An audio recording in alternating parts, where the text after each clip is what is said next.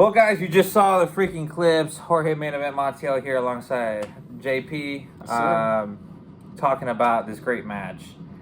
17-time champion. Look, when heading into this damn match, I wasn't sure which side I was going to be on. I hate Cody for obvious reasons. Yeah. I don't think his story's been all that. I've verbalized this to you guys on multiple occasions, and never mind the fact that he beat Roman Reigns last year. So we'll put that aside. I don't like him, and as a fan / journalist on here, which that's how I describe myself, I have to be completely honest about that. There's a little bit of a bias there, but I really went into this one as a journalist. I did make my decision. I thought Cena should have won this match in the final 7 minutes or so of it, because it's, I mean, look, he deserves it. He's been in the business for 20 years, 25 years, and he's won 16 world titles. He carried the company on his back for a solid straight 10 years.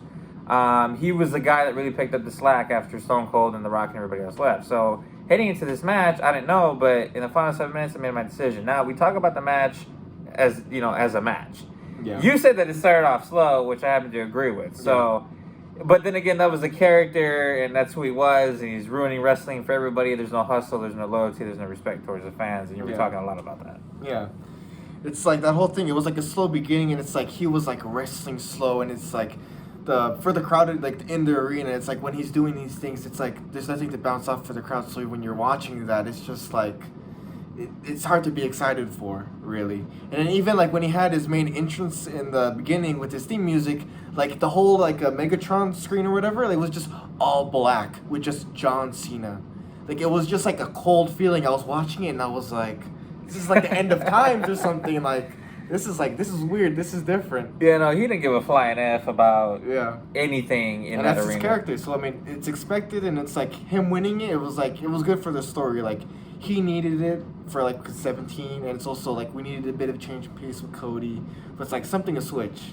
Yeah, because I mean that's how it runs. You know what I mean? And you talk about Cody's story. I've been saying his title reign has been nothing great. You know, he has his fans, sure. He's a draw, yes.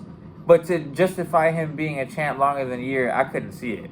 And Triple H pulled the trigger on this because he saw it. We needed a change. There was just nothing much. He wasn't larger than life. And when you're WWE champion, you kind of have to be larger than life. Yeah. And Cody, to me, is not larger than life. He's not quite there. He's not far from it, but he's not quite there. So as far as the match itself on a technical level, it started off slow, like you mentioned, and then it picked up in the second half, which, Cena started hitting his signature moves. They were, doing the feats. It was more of a back and forth. Exactly, it was like, oh no, what? What's he gonna do? Yeah, there was the crossroads, the attitude adjustment, the 5-knuckle shuffle, the STF, the disaster kick, Cody cutter, all these things.